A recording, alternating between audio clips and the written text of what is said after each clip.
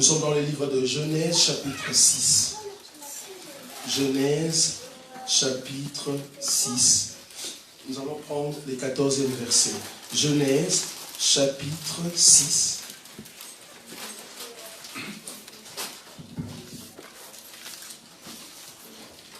Je prends le verset 14 et je lis la parole du Seigneur. Genèse 6, le verset 14. La Bible dit ceci.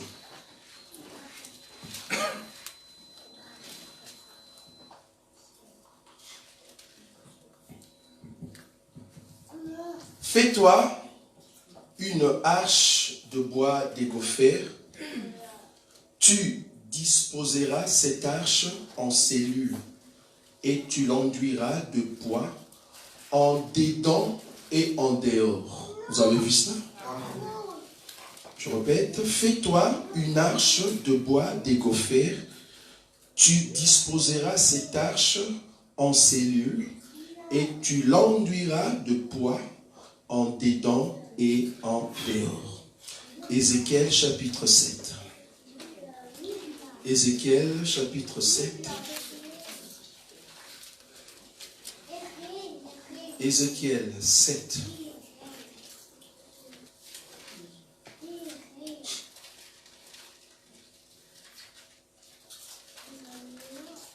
Je prends le verset 15. Ézéchiel 7, 15e verset. L'épée au dehors, la peste et la famine au dedans. Celui qui est au champ mourra par l'épée. Celui qui est dans la ville sera dévoré par la famine et par la peste. Je répète, Ézéchiel chapitre 7, le verset 15. L'épée au dehors, la peste et la famine au dedans. Celui qui est au champ mourra par l'épée, et celui qui est dans la ville sera dévoré par la famine et par la peste, parole du Seigneur. Amen. Que Dieu vous bénisse. Amen. Vous êtes un homme et une femme heureux, le fait que vous êtes là au milieu de nous aujourd'hui. Amen. Nous sommes en train de continuer ces grands enseignements sur voici l'agneau ou voilà l'agneau. Vous allez remarquer que c'est un grand enseignement, comme j'ai dit la fois passée, que la personne qui a prêché cet enseignement, c'est notre frère Roger Mbembo. Et quand il a prêché, c'est là-bas que Dieu nous inspire, n'est-ce pas, d'entrer dans les détails d'un élément que lui nous a soufflé et qu'on pouvait le prendre et de donner encore dans la profondeur. Et du coup, cet enseignement nous amène à voir le peuple dit dehors et le peuple dit dedans. Du coup, la fois passée, nous avons dit, parce que nous allons toucher aujourd'hui le peuple dit dedans et le peuple dit dehors par rapport à l'enseignement de notre frère Roger Mbembo, du coup, ça va nous amener jusqu'au 7 sceaux. Alors là, je vous préviens déjà, il faut être vraiment assidu afin de suivre cet enseignement. Du fait que nous allons parler sur les 7 sceaux, nous serons obligés de parler sur les 7 trompettes. Nous serons obligés de parler sur les 7 coupes. Nous serons obligés de parler sur la révélation de ces tonnerres. Alors là, du coup, bon, il y a d'autres bien-aimés qui nous ont dit, ben, les 7 tonnerres, il n'y a qu'une personne qui l'a dévoilé. Ok, nous aussi, nous allons essayer de le dévoiler. Donc j'ai dit, nous parlerons sur les 7 sceaux. Comme nous allons toucher les 7 sceaux, vouloir ou pas, vous êtes obligés de toucher les 7 trompettes. Les 7 trompettes, il faut toucher encore les 7 coupes. Qui dit 7 coupes, il faut toucher aussi les 7 tonnerres. Donc, c'est un enseignement très profond que Dieu nous accorde la grâce. Mais aujourd'hui, nous allons aller vraiment petit à petit pour comprendre ces grands enseignements que notre frère Roger Mbembo nous a inspirés. Aujourd'hui, nous parlerons sur le peuple du dedans et le peuple du dehors. Le peuple du dedans et du dehors.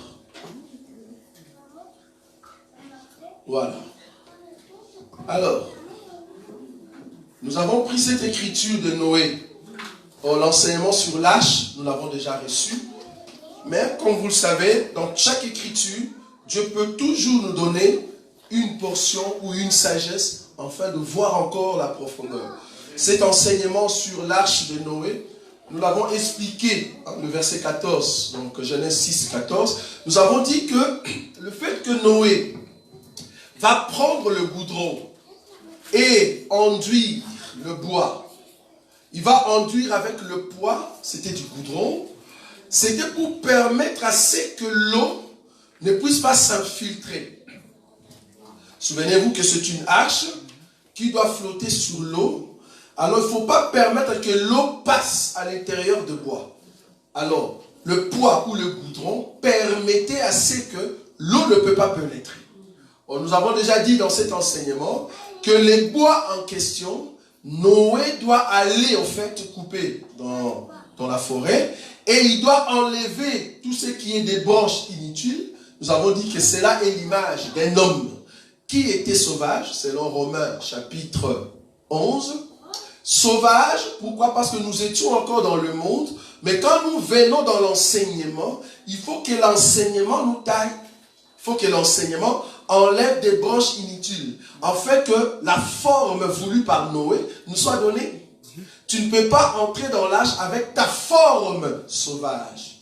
Tu ne peux pas être collé à l'arche avec d'autres bien-aimés, c'est-à-dire d'autres bois, si Noé ne te donne pas la forme. Parce que c'est Noé qui a la forme de l'arche. Donc du coup, Noé doit te tailler afin que tu aies la forme et c'est comme ça qu'il va te placer à l'arche. Or, bien que tu es placé à l'arche, Noé va encore rajouter du poids. C'est-à-dire, Noé va rajouter en fait l'huile sur toi pour que tu sois bien collé avec l'autre frère. Sinon, tu ne sauras pas être collé. Sinon, l'eau va s'infiltrer et l'arche va tomber. Est-ce que vous voyez ça? Nous avons dit que le poids ou l'huile en question, c'est l'onction sur nous. Souvenez-vous, le bois des gophères, c'est un bois oléagineux. C'est-à-dire à l'intérieur duquel il y a l'huile. Donc, il y avait déjà l'huile à l'intérieur, mais il fallait l'huile sûre. L'huile sûre permet d'être lié avec le frère. Bon. Dieu nous permettra encore un jour, on parlera sur les écailles de crocodile. Je ne sais pas si vous voyez déjà cet enseignement. Parce qu'on doit être serré comme les écailles des crocodiles pour ne pas permettre que l'eau entre dans le crocodile qui est Jésus. Amen. Mais ça viendra. Donc du coup, on doit être collé. Mais qu'est-ce qui nous colle? C'est le poids. C'est le poids qui nous donne la force d'être collés les uns envers les autres. C'est l'onction. Bon, je vous ai toujours dit que cette onction ne vient que quand on est unis, quand on prie ensemble. La Bible dit que les apôtres demeuraient ensemble dans l'enseignement, dans la prière et dans la fraternité. Amen. Très important la communion fraternelle. Ce sont des choses qui lient le frère, afin que nous soyons soudés. Donc le goudron, c'est l'onction sur nous pour ne pas permettre que l'eau entre. Ok. Mais pour notre enseignement, la Bible dit que Noé doit mettre ce goudron en dehors et en dedans. Donc il y a le bois qui sera en communication avec l'eau, mais il y a une partie qui ne sera pas en communication avec l'eau. Mais ça sera à l'intérieur. Est-ce que vous voyez ça? Donc il y a une partie qui est à l'intérieur, ou dans la maison, ou encore dans les camps. Mais il y a une partie qui est en dehors. Et cette partie subit le coup de l'eau, le coup du vent, le coup de tout ce qui est extérieur. Est-ce que vous voyez ça? Donc quand l'eau frappait, quand l'eau grandissait, il y a une partie de bois qui était en fait peint par Noé, mais qui était à l'extérieur, qui n'était pas à l'intérieur, qui ne voyait pas l'harmonie dans l'arche, mais en fait, il faisait partie de l'arche. Donc, bien qu'ils étaient dehors, mais Noé les a choisis en fait qu'eux aussi fassent partie de l'arche. Mais c'est le bois ou la partie du bois qui est dehors, qui n'est pas en à l'intérieur. Mais et ceux qui étaient en et ceux qui étaient dehors, ils sont devenus un, c'est-à-dire une arche. Vous avez vu ça? Nous avons lu maintenant dans Ézéchiel. Ézéchiel nous dit, au fait, il y a un peuple, c'est-à-dire par rapport au peuple d'Israël, que quand Israël, à chaque fois qu'il adorait les idoles, ou il rejetait Dieu, qu'est-ce que Dieu va faire? Dieu leur dit, vous Israël, si vous sortez dehors, l'épée va vous suivre, et ceux qui resteront parce que vous avez péché, ceux qui resteront, c'est la famine et la peste. Donc, dehors, c'est l'épée qui frappe. Je suis en train déjà de donner des grandes lignes de cet enseignement sur le sexo. Donc, dehors, c'est l'épée qui frappe, mais dedans, c'est la famine et la peste. Et tous les trois, ça donne la mort. Donc, il y a 4 éléments d'abord par rapport à ceux qui seront dehors et ceux qui seront dedans. Il y a l'épée, il y a la famine, il y a la peste et il y a la mort. 4 choses, si vous n'obéissez pas à Dieu, ô Israël. Donc Dieu dit dans Ézéchiel que si Israël n'obéit pas et qu'il sortait dehors, là-bas dehors, soit disons qu'il voulait retrouver le refuge, Dieu va envoyer l'épée. L'épée va le frapper dehors. Donc le peuple dit dehors, ont l'épée pour frapper Israël. Et s'il reste à l'intérieur, Dieu va envoyer la famine à l'intérieur. La famine et la peste, c'est-à-dire la maladie. C'est très important. Nous avons dit que le peuple de voici, c'est un peuple qui vient vers Élie, qui vient vers Jean-Baptiste. C'est tout un sacerdoce. C'était en fait le temps où Jésus a marché depuis Adam jusqu'à la croix. C'est ce qu'on a dit la fois passée. Donc c'est le temps de sacerdoce. En ces temps de sacerdoce, Jésus a marché depuis Adam et il devait s'arrêter devant Élie. En d'autres termes, il est venu devant Élie, c'est-à-dire Jean-Baptiste, dans le Jourdain, dans le but de mourir. C'est-à-dire entrer dans l'eau, qui est le baptême. Le baptême, c'est quoi? Mourir et ressusciter. Donc Jésus qui vient au Jourdain, il vient pour mourir. Ça, c'est le voici. Le voici prend fin au Jourdain. Et nous avons dit que le Jourdain, c'est la croix. Le Jourdain, c'est la croix. Donc à la croix, c'est là-bas que Jésus va mettre fin au sacerdoce. Tout ce qui était cérémoniel. Tout ce qui était animal. Parce que c'est lui l'animal que Dieu a agréé afin de mourir à la croix. Et qui va le tuer? C'est Jean-Baptiste. Jean-Baptiste, en fait, c'est Élie. C'est le père qui a tué son fils à la croix. C'est-à-dire, c'est Jean-Baptiste qui va baptiser Jésus. En d'autres termes, Élie va tuer, au fait, le fils. Élie veut dire le père. Alors, quand Jésus est ressuscité, c'est-à-dire, il a déjà donné la vie. Et il va quitter. La Bible dit, le lendemain. J'aime ça. Le lendemain, Jean a vu Jésus de loin. Je répète ce que nous avons dit la fois passée. A vu Jésus de loin.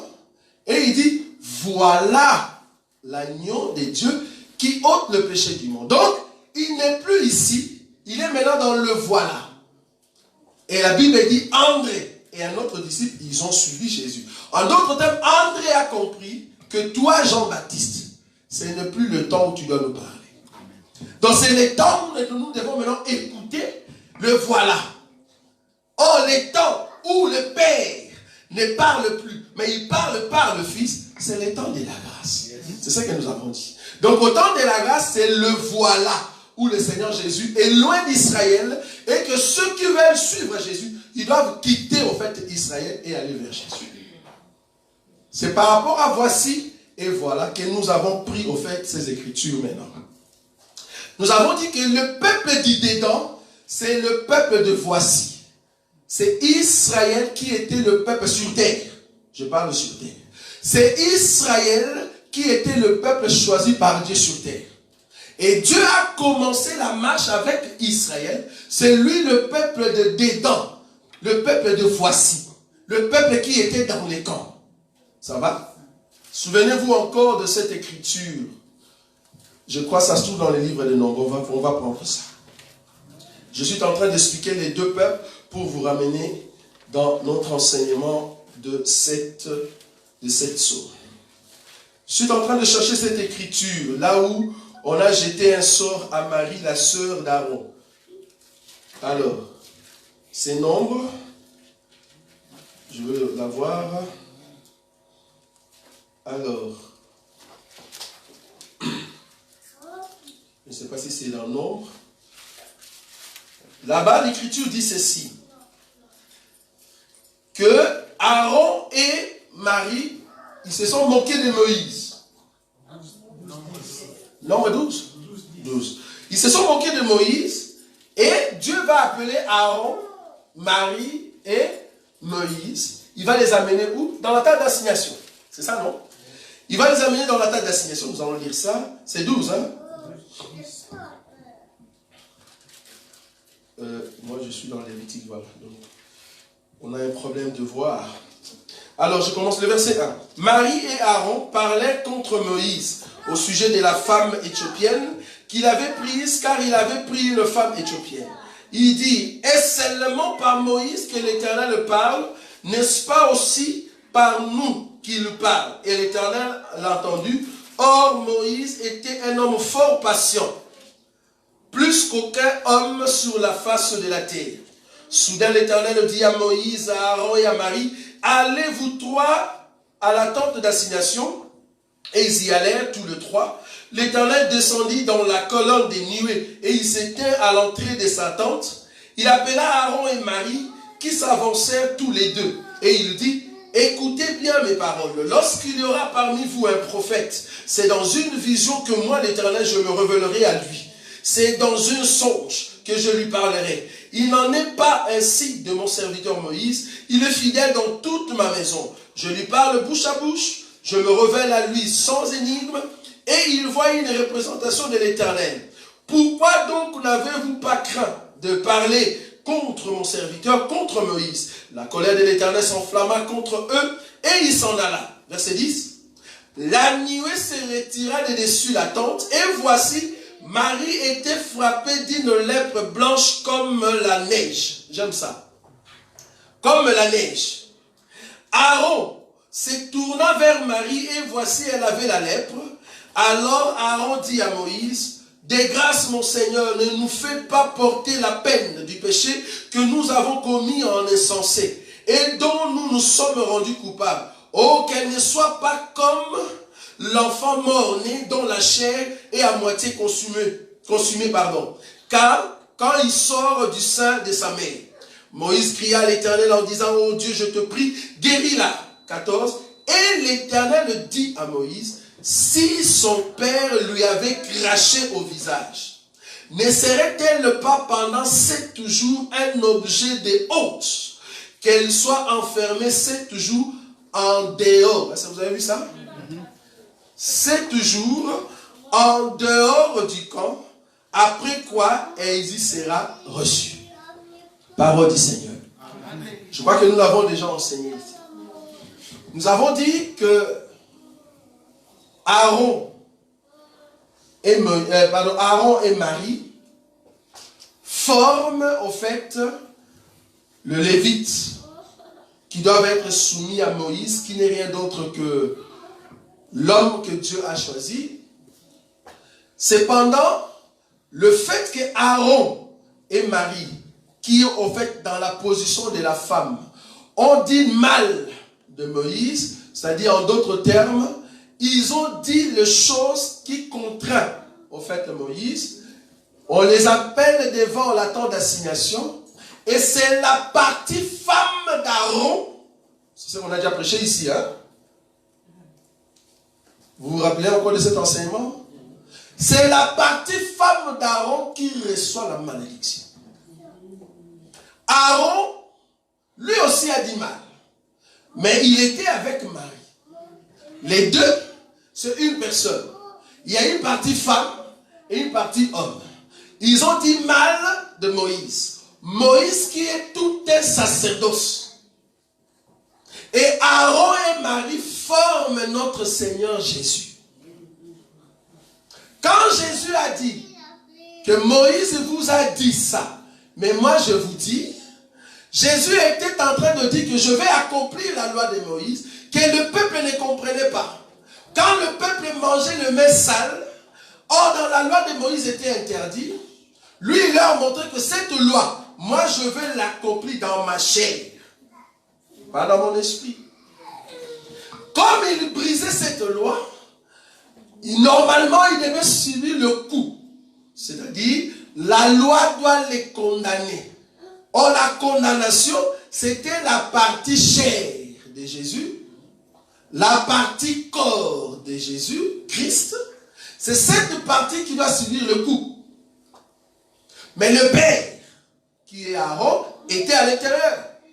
La chair, qui est Marie, c'est là-bas qu'on doit cracher sur Marie. Remarquez que Aaron n'a pas reçu la lèpre. C'est Marie qui a reçu la lèpre. C'est le corps de Jésus qui a reçu la lèpre. Ce n'est pas le Père à l'intérieur qui a reçu la lèpre. Quand Jésus va à la croix, avant que la lèpre tombe sur Jésus, Jésus va crier, mon Père, pourquoi m'as-tu abandonné? Il faut que le Père sorte pour que les crachats, la lèpre, parce que le Père est saint, il ne peut pas accepter la lèpre. Remarquez l'écriture, c'est une lèpre neige comme la neige. C'est la lèpre, oui, mais blanc comme la neige. C'est-à-dire, il a porté quelque chose qui n'était pas à lui. Donc du coup, Jésus va recevoir la malédiction, il va porter le péché et il va mourir. En mourant, quand il est ressuscité, il n'est plus resté en Israël. Or, en Israël, c'est les dedans, c'est les camps. Moïse a dit, quand il a parlé avec Dieu, Dieu lui a dit, si Marie a la lèpre comme ça, il ne faut pas les laisser dans les camps. Il faut le faire sortir. Quand Marie sort pendant 7 jours dehors, c'est le Seigneur Jésus qui est sorti d'Israël pour venir chez nous les nations. Est-ce que vous voyez ça? On a déjà prêché ici. C'est un enseignement. Donc Marie qui sort du camp, qui abandonne Israël, c'est notre Seigneur Jésus lors de la résurrection. Il vient chez nous. Je crois que les mêmes enseignements, nous avions touché aussi une écriture. Moi, je ne sais pas, je ne saurais pas le trouver. La Bible dit ceci. En Israël, si une personne a un problème dans son ventre et il veut faire sa toilette, tu n'as pas le droit de faire ta toilette dans les camps. Ça, vous voyez cet enseignement aussi, non? Si tu veux faire ta toilette, ne le fais pas dans les camps, sors. C'est dehors que tu dois faire ta toilette. Mais pour le faire aussi là-bas, il faut faire un tour avec la bêche. Tu déposes ta saleté là-bas. Et puis tu reviens au camp. Mais il faut enterrer ta saleté. Or, le peuple qui sont dehors, c'est le peuple qui reçoivent la saleté d'un juif. Nous avons dit que le peuple qui avait mangé, et il a rajouté la nourriture qui n'était pas à lui. Parce que dans le ventre, il avait déjà une autre nourriture, mais il a accepté de rajouter encore une autre nourriture, parce que celui qui a mangé les pondois m'a dit, il ne faut pas rajouter le foumba, c'est grave. Israël a mangé les haricots, mais il voulait rajouter encore le foumba. Il dit, non, ça ne reste pas, ça doit sortir. Donc, ils ont écouté Moïse, ils ont mangé la loi, ils ont gardé la loi, mais ils écoutaient encore Jésus, 2 nourritures à la fois, mais ils n'ont pas pu, ils l'ont vomi. Vous voyez ça? Ils sont partis aux toilettes, ils ont laissé dehors, en dehors du camp. C'est-à-dire, ils l'ont enterré en dehors du camp. Je crois que c'est Paul qui est en train de le dire. Il dit, nous qui sommes parfaits, mais je crois que c'est Éphésiens, on va voir ça. Parce que c'est là-bas que nous allons rentrer aussi. C'est Éphésiens, je crois, chapitre 12. Je suis en train juste de faire un rappel, je n'ai même pas commencé mon enseignement. Donc, c'est Éphésiens, chapitre 2. Qu'est-ce que j'ai dit? J'ai dit 12. Éphésiens, chapitre... Éphésiens, chapitre... Alors, je prends le verset...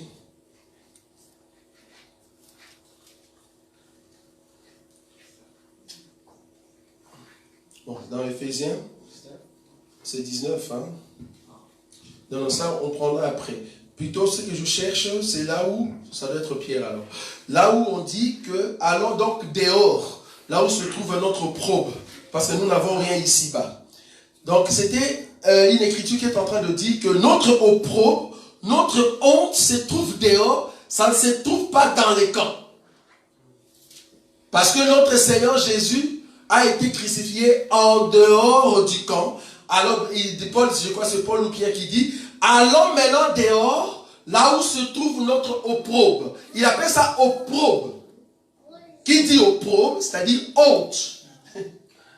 Le mot opprobre veut dire honte. Donc, notre honte était dehors. Or, la honte ici, c'est la saleté que Israël va jeter dehors. Je crois que si vous allez dans les réseaux sociaux, on a mis ça, je crois, les excréments. Ça doit être ça le terme. Donc la Bible dit, les excréments ne peuvent pas rester dans les camps, ça doit être dehors. Or, l'excrément qui était dehors, si vous regardez bien l'écriture, on les mélangeait avec la cendre des animaux. Hein? Parce que quand on brûlait les animaux, il y avait des cendres qui restaient. Et ces cendres, il faut la porter où? En dehors du camp. C'est ça notre Seigneur. Oui? Pardon? Hébreux chapitre 6? 13, c'est 13. Ça doit être 13. Hébreux 13 combien? Hébreux 13? 13. Oui, attends.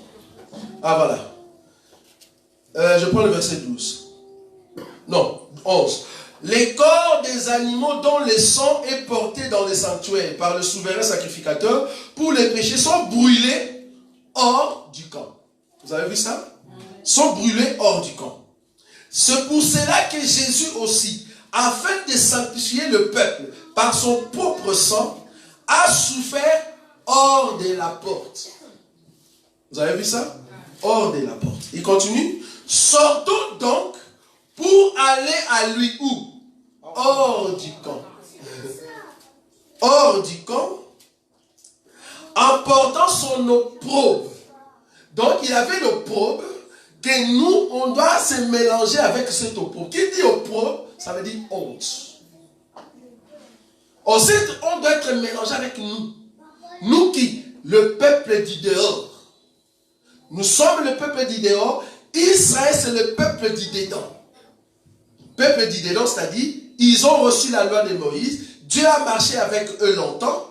Mais à un moment, Dieu dit, non, je ne reste plus en Israël, je sors. Le fait que Dieu est sorti, il est venu visiter un autre peuple, c'est le peuple du dehors. Qui explique ça? C'est Paul, c'est là-bas que je voulais venir. Éphésiens chapitre 2. Éphésiens chapitre 2. La Bible dit ceci. Je prends le verset 12, regardez avec nous ça. Souvenez-vous que vous étiez en ces temps-là sans Christ. Vous avez vu ça?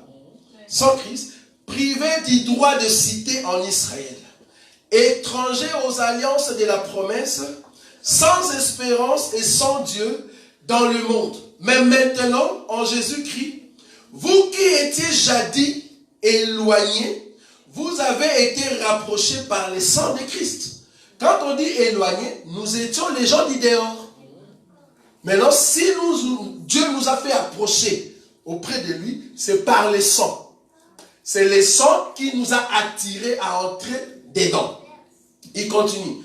Car il est notre Père, lui qui des deux n'en a fait qu'un, et qui a renversé le mur de séparation, l'inimitié, ayant anéanti par sa chair la loi des ordonnances dans ses prescriptions. Il a voulu créer en lui-même avec les deux un seul homme nouveau en établissant la paix et les réconcilier avec Dieu, l'un et l'autre. Je ne sais pas si vous voyez ça. L'un et l'autre, le dedans et le dehors. Pourquoi je souligne ça? Parce que quand nous allons parler sur les 7 sceaux, il faut comprendre d'abord c'est quoi le livre écrit au dedans et au dehors. Quand nous allons comprendre, et quand nous marcherons maintenant dans le premier, deuxième, troisième, quatrième saut, vous allez remarquer des mots qu'ils ont mis là-bas. C'est les dedans et c'est les dehors. Et c'est là-bas que nous allons comprendre, voilà, tel saut, c'est pour les dedans, tel saut, c'est pour les dehors. Très important. Très important. On continue. Le verset 7. Elle est réconciliée avec Dieu l'un à l'autre, en un seul corps, par la croix, en détruisant par elle l'inimitié. Il est venu annoncer la paix à vous qui étiez où? Loin. Et la paix à ceux qui étaient deux peuples. Un peuple qui était loin et un autre peuple qui était près. Or, le peuple qui était loin, c'est le peuple du dehors. Le peuple qui était près, c'est le peuple du dedans. Donc, dans les mondes, comme nous sommes là, pour Dieu, il n'y a que deux peuples. Dieu, quand il regarde les mondes, il regarde le peuple qui était loin et le peuple qui est près. C'est-à-dire Israël céleste et Israël terrestre. Il continue, il dit, le verset 18. Car par lui, les uns et les autres, nous avons accès auprès du Père dans un même esprit. Ainsi donc, vous n'êtes plus des étrangers, ni des gens du dehors. Vous n'êtes plus des étrangers, ni les gens du dehors. Donc les étrangers que nous étions avant, aujourd'hui, Jésus nous a réconciliés par son sang. Mais avant, nous étions le peuple du dehors. Mais Dieu est sorti dehors pour nous prendre et nous ramener à lui. Il continue. Mais vous êtes concitoyens des saints, gens de la maison de Dieu. Vous avez été édifiés sous le fondement des apôtres et des prophètes, Jésus-Christ lui-même étant la pierre angulaire. En lui, tout l'édifice bien coordonné s'élève pour être un temple saint dans les seigneurs. Un temple saint s'élève par deux peuples. Le peuple du dedans et le peuple du dehors. Est-ce que vous voyez l'arche de Noé? L'arche de Noé, on doit enduire en dehors et en dedans, mais c'est une arche. Cette arche, c'est ça l'enseignement, mais dans cet enseignement, il y a deux peuples. Donc deux peuples doivent recevoir le Saint-Esprit. Il y a le peuple du dehors et le peuple du dedans. Et c'est comme ça que nous serons un peuple, mais ça sera au millénium. Nous allons venir. 21, en lui, tout l'édifice bien coordonné s'élève pour être un temple saint dans le Seigneur. En lui, vous êtes aussi édifiés pour être une habitation des dieux en esprit. Nous allons prendre encore une autre écriture, parce que le but ici, c'est de bien comprendre le dedans et le dehors pour que nous puissions voler. Je suis dans le livre de Jean, Jean chapitre 10. C'est une écriture que vous connaissez, mais c'est une parabole que nous voulons expliquer. Jean chapitre 10, le verset 1er. En vérité, je vous l'ai dit, c'est lui qui n'entre pas par la porte dans la bergerie, mais qui y monte par ailleurs est un voleur et un brigand. Mais c'est lui qui entre par la porte est le berger de brebis. Regardez, les portiers lui ouvrent et le brebis entendent sa voix. Il appelle par leur nom les brebis qui lui appartiennent et il les conduit où? Il les conduit dehors. Lorsqu'il a fait sortir toutes ses propres brebis, il marche devant elles et les brebis les suivent parce qu'elles connaissent sa voix. Le verset 5. Elles ne suivront point un étranger, mais elles fuiront loin de lui parce qu'elles ne connaissent pas la voix de l'étranger. 6. Jésus leur dit cette parabole. J'aime ça. Donc tout ce que Jésus a dit au-dessus, il a dit en langue. Il a dit en langue. Maintenant, il faut l'expliquer. Nous avons dit que Jésus, qui est le bon berger, il a mis des brebis quelque part. Les brebis dans la bergerie, c'est au fait les pierres, c'est au fait l'épaule, c'est au fait le Jacques, et je rajoute les Daniel, les Abraham et les Ézéchiel. Maintenant, il est venu à la porte, il parle pour que les brebis sortent et il amène ces brebis dehors. Au dehors, si vous descendez, il y a une autre bergerie qui n'est pas de cette bergerie ici. Je ne sais pas si vous voyez l'écriture, si vous descendez en bas. Jésus dit, il y a une autre bergerie. Donc, le but c'était de prendre la bergerie qui était dans, de les mélanger avec la bergerie qui était dehors, afin que les deux bergeries deviennent une. Donc, le peuple qui était dans, c'est en fait d'abord le juif, et le peuple qui était dehors, Jésus voulait dire, il y a un peuple chez les nations, que je dois encore prêcher par la puissance de cet évangile que je prêche avec le pied, pour qu'ils puissent aussi recevoir les saluts. Donc là, nous avons compris que le peuple dit dedans et le peuple dit dehors n'est rien d'autre que Israël céleste et Israël terrestre. Qu'est-ce que nous voulons dire en cela? Maintenant, nous allons commencer petit à petit notre enseignement. Apocalypse. Apocalypse. Apocalypse, chapitre 5. Apocalypse, chapitre 5, à partir du premier verset. La Bible dit ceci. Puis je vis dans la main droite de celui qui était assis sur le trône un livre écrit comment? En dedans et en dehors. Vous avez vu ça? C'est un livre qui est écrit en dedans et en dehors. Et puis il y a un autre élément, scellé de 7 sceaux. Donc le livre en question est scellé de 7 sceaux, mais en même temps on a écrit. On a écrit des choses, mais ce qu'on a écrit, c'était en dedans et en dehors. Donc les livres que nous allons voir, que Jésus va déceler, c'est un livre écrit en dedans et en dehors. En d'autres termes, c'est un livre qui concerne deux peuples. Amen. Je ne sais pas si vous voyez ça. Amen. Je commençais d'abord par dedans et dehors. Donc ici, quand Jean est en train de voir les livres, c'est un livre écrit en dedans et en dehors. Ça veut dire un livre qui concerne deux peuples. Le peuple du dedans et le peuple dit dehors. En d'autres termes, les livres que nous allons déceler, c'est un livre qui parle des Juifs et des nations, frère. C'est pour ça que quand nous allons marcher avec le 7 sceaux, vous allez commencer à comprendre c'est où les nations, c'est où les Juifs.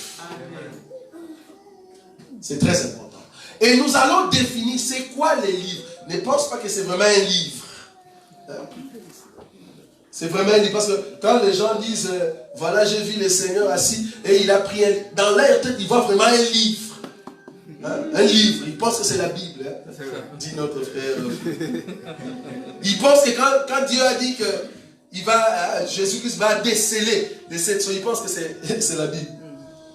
Mais la Bible que j'ai ici, ce n'est pas écrit en dedans et en dehors. Bon, enfin, je ne sais pas, la Sainte Bible, ça c'est pour les Congolais à l'intérieur, tout ça, c'est pour les Juifs.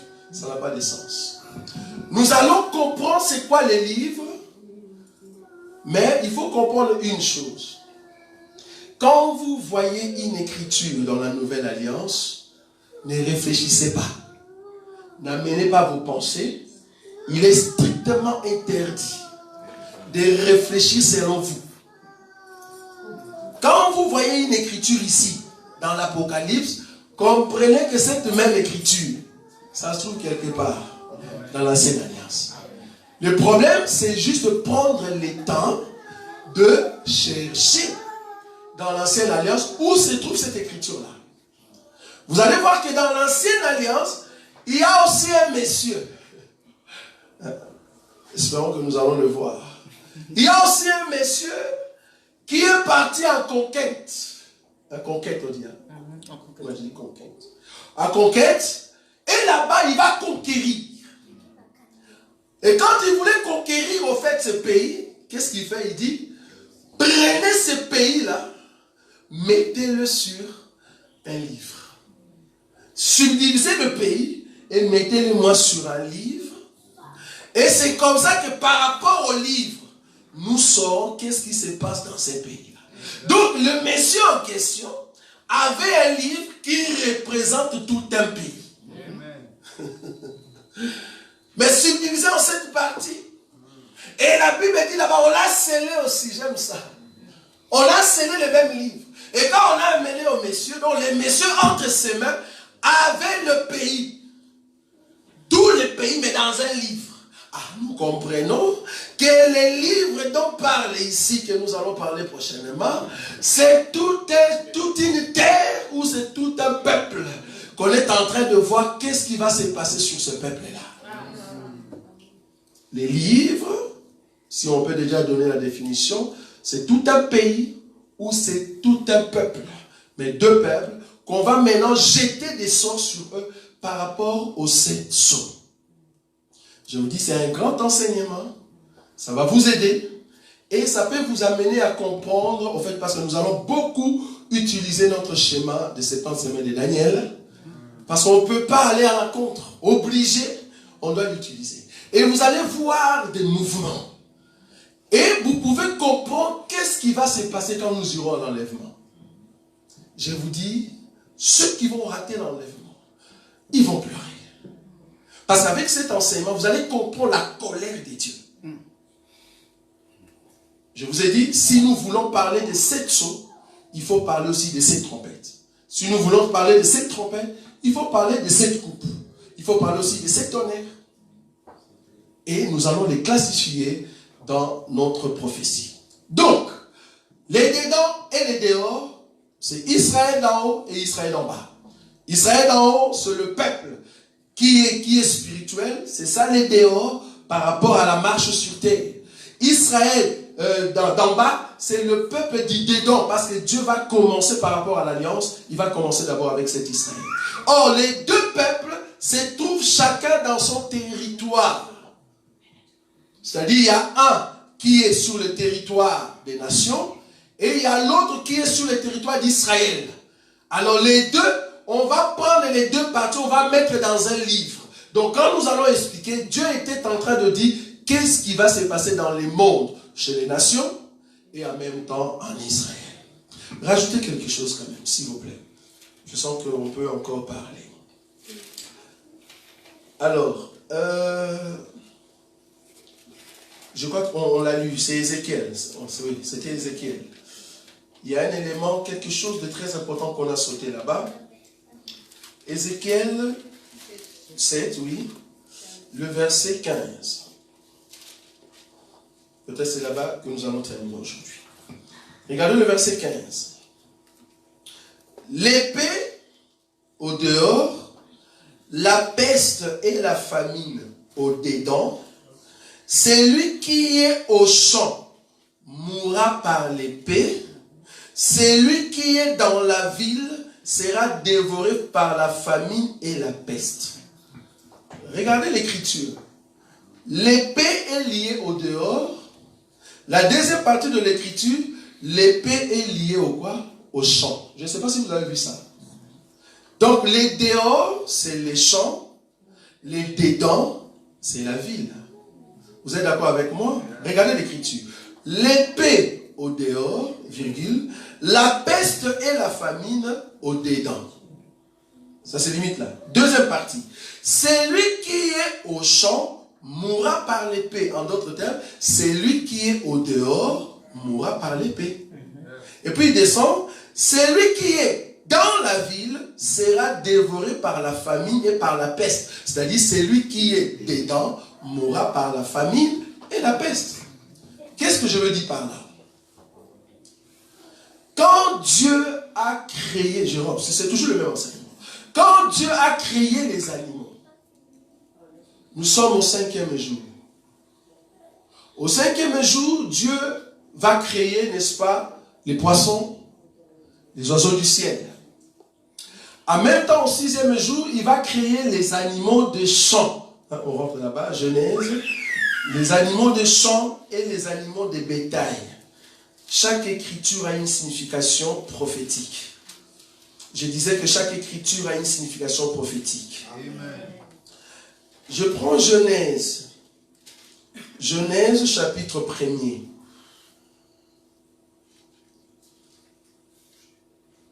Genèse chapitre 1er.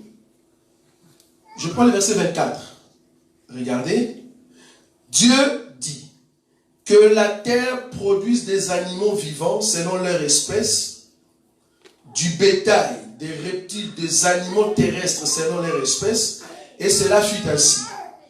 Dieu fit les animaux de la terre selon leur espèce, les bétails selon son espèce, et tous les reptiles de la terre selon leur espèce. Dieu vit que cela était bon. Puis Dieu dit, faisons l'homme à notre image, selon notre ressemblance, qui domine sur le poisson de la mer, sur les oiseaux du ciel, sur le bétail, sur toute la terre et sur tous les reptiles qui rampent sur la terre. Dieu créa l'homme et la femme à son image.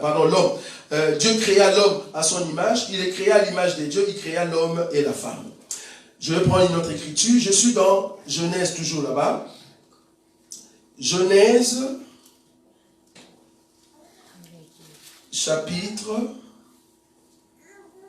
Je prends toujours Genèse chapitre 1er. Je prends maintenant le verset 29. Dieu dit, voici je vous donne toute herbe portant de la sémence et qui est à la surface de toute la terre, et tout arbre ayant en lui du fruit, l'arbre portant de la sémence, ça sera votre nourriture. Et à tout animal de la terre, à tout oiseau du ciel et à tout ce qui s'émeut sur la terre, ayant en soi un souffle de vie, je donne toute herbe verte pour nourriture. Et cela fut ainsi. Dieu vit tout ce qu'il avait fait, et voici cela était très bon. Ainsi, il y eut un soir et il y eut un matin. Ce fut le 6e jour. Ce n'est pas le verset que je cherche. Ah, voilà, c'est ça. Donc, chapitre 2, Genèse, chapitre 2, le verset 5. Lorsque l'Éternel Dieu fit la terre et les cieux, aucun arbuste des champs n'était encore sur la terre, et aucune herbe de champ ne germait encore, car l'Éternel Dieu n'avait pas encore fait pleuvoir sur la terre, et il n'y avait point d'homme pour cultiver les sols. Amen. Amen. On a déjà vu cette écriture. Pourquoi je suis revenu ici? C'est pour montrer que les gens du dehors, c'est lié au champ, et les gens du dedans, c'est lié à la ville ou au camp. Or, je vous ai dit au début de cet enseignement que tout ce qui est la famille des bœufs, la famille de boucs, la famille de qui ça? De chèvres ou de béliers, ce sont des animaux qu'on devait sacrifier à Dieu. Et la Bible elle appelle les animaux de bétail et de gros bétail. Ça va? Ces animaux étaient liés à l'homme. C'est-à-dire liés auprès de l'homme. Ils vivaient auprès de l'homme. Cependant, à part ces animaux, il y avait des animaux de champ. C'est-à-dire les animaux qui sont en dehors de là où se trouvait l'homme. L'homme vivait avec les bétails. Il ne vivait pas avec des lions. Les lions étaient dans les champs. Mais ces animaux ici étaient liés à l'homme. Donc, les animaux de bétail qui sont liés à l'homme, c'est ça les dedans. Les animaux du champ, ceux qui sont sauvages, c'est ça les dehors. Une autre écriture. La Bible dit, Ésaü, son père, lui a dit, va me chercher un gibier et je veux te bénir. Vous êtes d'accord avec moi? Va me chercher un gibier. Ésaü est sorti, ou Ésaü, il est sorti pour aller chercher les gibiers. Attends. Il y a beaucoup d'écritures qui viennent dans la tête. Cherchez-moi une écriture dans le livre de Proverbes. Je crois que ça doit être Proverbe 12. Attends. Bon, espérons que je vais terminer parce qu'il y a beaucoup de choses qui arrivent dans ma tête. Parce qu'il faut préciser les choses avant d'entamer cet enseignement. Proverbe. Dans le livre de Proverbes, il y a une écriture qui dit que le paresseux ne rôtit pas son gibier. Je ne sais pas si vous voyez ça. Si vous avez vu ça, en tout cas, aidez-moi. Il y a une écriture qui dit, qui parle des paresseux. 12 combien? 27. 25. 27. Ok, voilà, c'est ça. Je vais d'abord lire l'écriture. Proverbe, chapitre 12, le verset 27. La Bible dit ceci. Les paresseux ne rôtissent pas son gibier. Vous avez vu ça? Mais les précieux trésors d'un homme, c'est l'activité. Ésaü va sortir pour aller prendre le gibier. Je me te dis que le gibier veut dire un animal de champ, mais qui se mange. Vous êtes d'accord avec moi? Gibier, c'est un animal de champ. Il y a même une écriture qui dit que Isaac aimait beaucoup Ésaü parce qu'il lui amenait des gibiers.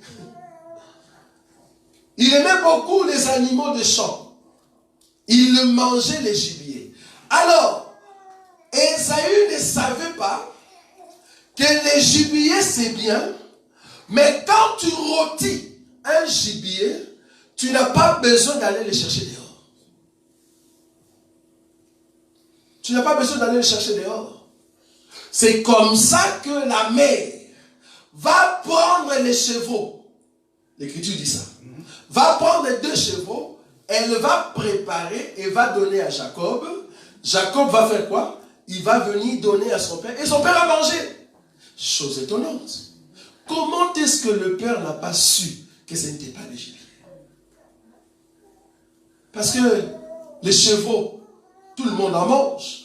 Comment est-ce que le père n'a pas su que ce n'était pas le gibier? Parce qu'il mangeait tout le temps le gibier. C'est parce que Dieu a permis que le père soit aveugle. Ça c'est un. Deuxièmement, quand Jacob s'est présenté, il a mis au fait les habits de Ésaü. Donc du coup, les gibiers qui sortent du champ, qui vient pour que le père puisse se manger, ces gibiers doivent d'abord être rôtis. C'est comme ça que le père va agréer. Donc la mère a compris, le problème ce n'est pas de chercher les gibiers, le problème c'est de prendre l'animal qui est prêt et de le cuisiner comme le gibier.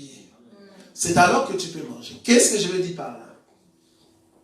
Les écritures dans la Bible que vous voyez, ce sont des écritures qui sont crues si vous le prenez dans la loi. Mais il faut prendre cette écriture, l'amener jusqu'à la croix. Or, à la croix, c'est là-bas que nous devons rôtir toute écriture. Toute écriture de la loi doit passer sur la croix afin de les rôtir. Et c'est comme ça que cette nourriture-là sera mangeable pour le Père. Un gibier qui sort du champ, quand le même ou la même viande vient sur la croix, vient sur l'autel, ça prend le goût du chevreau. Et c'est comme ça que le Père a mangé. Je veux dire que la loi de Moïse, cette loi, chaque fois que vous allez prendre cela, il faut le faire passer sur la croix, afin que l'odeur qui sort, c'est l'odeur du chevreau, pour que le Père puisse manger. Très important. Donc quand nous allons parler sur les 7 sceaux, nous allons prendre des écritures de la loi, mais nous allons l'amener à la croix. C'est à la croix pour donner le goût du chevreau pour que le Père puisse manger. Sinon, ça va rester cru, nous serons de paresseux. Nous serons des paresseux. On ne peut pas présenter à Dieu, le Père, un gibier cru, comme le dit Proverbe, mais il faut le faire passer, au fait, rôtir, passer au feu, éprouver les Écritures pour donner le sens réel des Écritures. Amen. Amen. Voilà, pour aujourd'hui, nous pouvons nous arrêter là. Et les dimanches prochains, nous allons commencer maintenant à expliquer le livre, expliquer le 7 scellement, ou les 7 sceaux, et les ouvertures. Et nous allons commencer à le voir par rapport à notre calendrier. Et comme je vous ai dit, c'est un grand enseignement. Pour ceux qui seront vraiment présents, Dieu ne manquera pas de vous bénir. Amen. Amen. Nous sommes debout.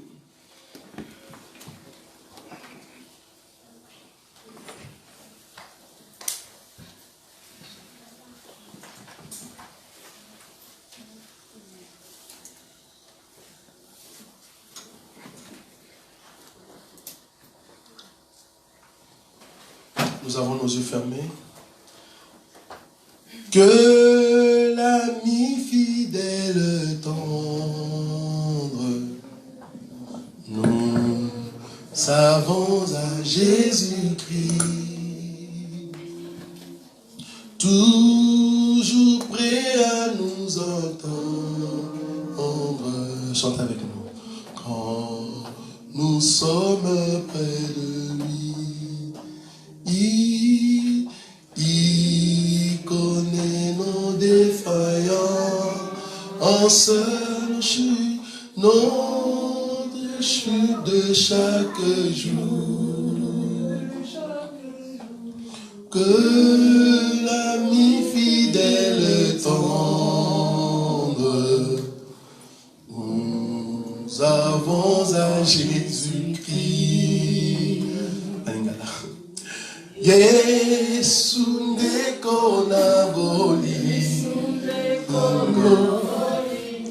yo olingi ngamingi, yo kufela kinga, yo talisinga njela, yemba haleluya.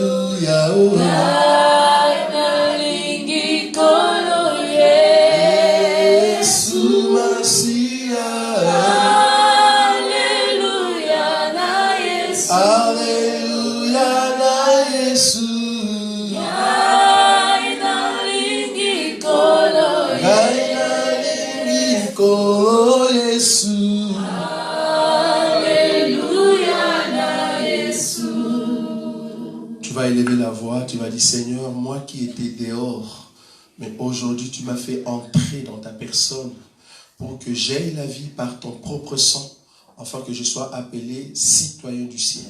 Tu vas élever, tu vas remercier le Seigneur. Prions au nom de notre Seigneur Jésus. Tu nous fais la grâce, Seigneur, de porter ton nom. Nous qui étions loin, Seigneur, nous avons porté, Seigneur, ton nom. Nous avons accepté de prendre tes habits. Nous avons accepté de prendre ta nourriture, afin que nous soyons cette femme que toi tu diriges. Nous avons accepté d'être ton esclave, ô Dieu, afin que tu nous conduises. Car c'est toi, les bons bergers, c'est lui qui nous a fait appeler dans sa personne. Voilà, Seigneur Jésus, tu nous as recherchés pour la seule gloire de ton nom. Toi qui as marché avec Israël, le peuple du dedans. Mais aujourd'hui, Seigneur, tu marches avec nous, le peuple du dehors.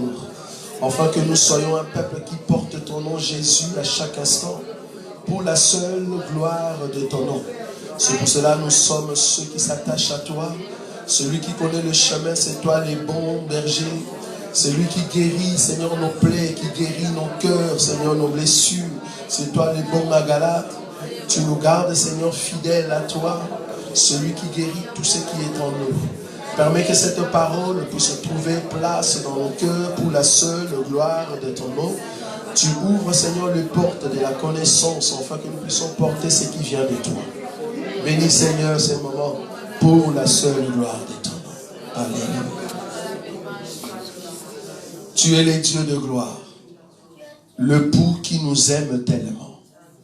Tu es venu sur terre afin de nous montrer le chemin. C'est toi qui connais le chemin du retour. C'est pour cela qu'on t'appelle l'époux, parce que tu conduis ta femme. Merci pour cette parole et nous croyons que tu vas ouvrir encore la connaissance pour que nous puissions demeurer en toi et de nous ramener auprès de toi. Que l'honneur, la gloire et la louange te reviennent en ton nom, Jésus-Christ, que nous avons ainsi prié. Amen. Alors que nous sommes debout, nous allons rapidement donner nos offrandes. Nous allons passer et donner nos